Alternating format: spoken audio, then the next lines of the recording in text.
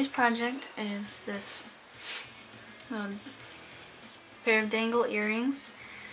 We have the iridescent jade colored glass up at the top. There's a lot of movement, a lot of happiness going on there. We have the green, dyed green agate stone and a cool little head pin. That's where we're going to start. It's the bottom with that head pin.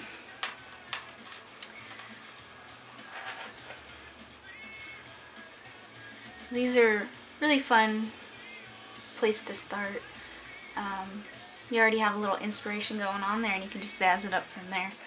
So we're going to take our little dyed agate stone.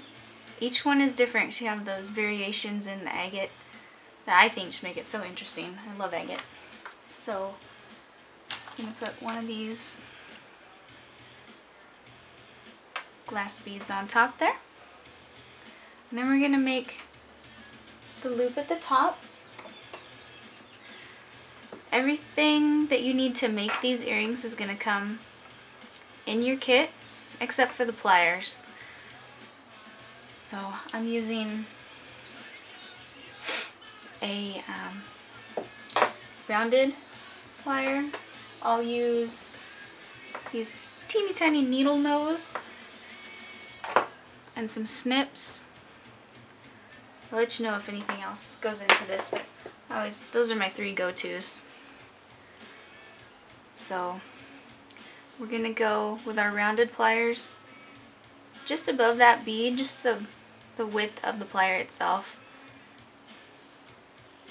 Bend the head pin at a 90-degree angle.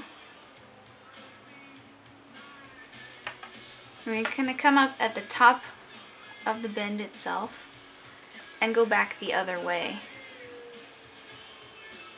as far as you can. You can see you've got that little kind of question mark shape going. You're going to need that little teeny bit of space there for the wrap. So you're going to hold it with your pliers, take the tail end of your head pin, bring it down around on itself, and fill in that gap between the loop and the little iridescent glass bead. I'm going to wrap around twice. That looks pretty good right about there. We'll take our little snips and get rid of that tail.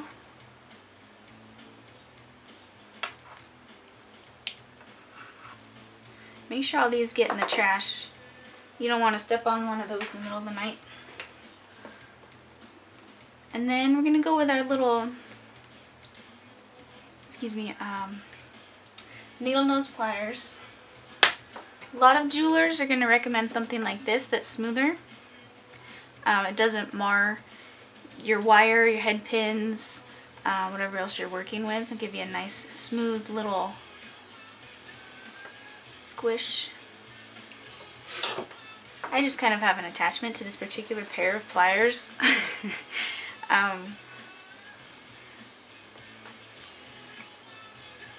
They just do exactly what I want every time. I don't know if you have any tools like that you just gravitate toward, or if I'm just crazy. But we're going to tuck that little bit of tail in. Go kind of nibble at it, go around, go with your wrap, the direction that you wrapped it. And tuck that in until you can't feel it when you run your thumb over it anymore. And then it's not going to poke you in the side of the head when we put the earring together. So I'm going to take the flat part back here of my pliers, grab a hold of the loop, and just kind of tweak everything. Make sure it's just where I want it, that the loop at the top is nice and straight, everybody's flat, and sitting in the head pin correctly. Everybody looks good. So there's our first bit. Alright, now we're going to get 4 of these little jade colored glass, little beads.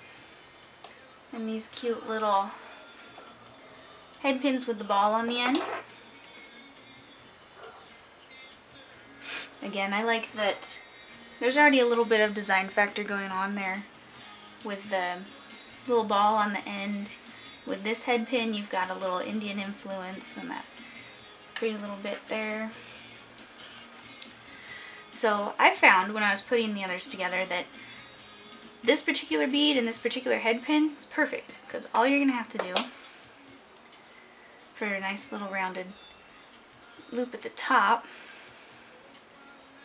give it a nice 90-degree bend.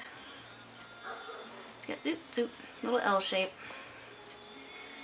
And then take that just right up against the bead as close as you can do it. You can try and do that with pliers if you want it a little cleaner. Might be a good idea. I always just use my thumbnail. That's probably why my thumbnails are always torn up.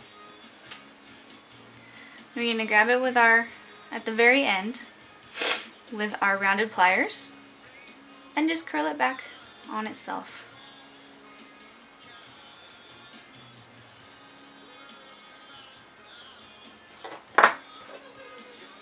Again, I'll go in with my favorite pliers, grab a hold of that loop, make sure everybody's nice and square. You can try and close it up a little bit more, squish it flat. We're going to do that 4 times.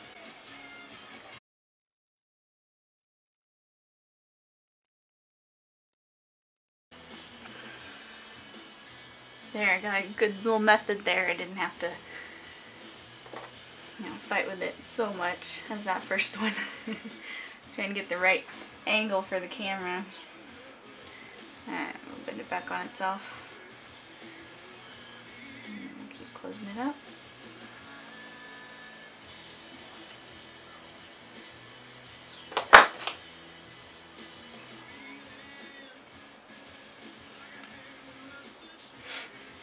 Now the step that I'm doing with my favorite little green pliers, where I kind of grab a hold of the loop and make sure everybody's square and it's not all wonky hanging to one side or anything. It's just gonna give your jewelry that extra polished, finished look. It doesn't lean funny or hang to one side. Okay, now that we have our 4 little dangly bits and our center all done, we are going to assemble these guys into an actual earring. So we're going to take this pretty little rounded ear hook and a simple little jump ring. Make it all, boom, it's going to be an earring. So, with my tiny little pliers and a second pair of pliers, I'm going to go with these guys, and grab a hold of my jump ring. So the opening is there at the very tippy top. This is just stabilizing. Goes just to the side of that opening. And this one, this other pair of pliers, is going to open it up for me. So we're going to open it in a sweeping motion. Never, I can't stress this enough, don't open your jump rings this way and pull the 2 edges apart. You'll never get them back together nicely. So if you open in a sweeping motion and come back together in a sweeping motion, you're gonna have a nice closure and nothing's gonna fall apart. If you open them this way and then try and get that back together, just not gonna happen. So I'm gonna take 1, 2 of my little dangles and then my centerpiece. Woo!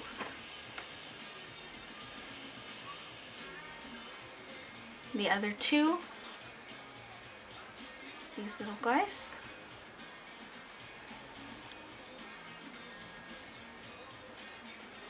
And my ear hook. And we're getting pretty full on that jump ring, so you're going to have to watch Nobody's sliding off. And get a hold of it with your pliers and close that back, and remember that sweeping motion. And make sure that the two ends of that jump ring are butted up together so nobody falls out. There we go. Those are our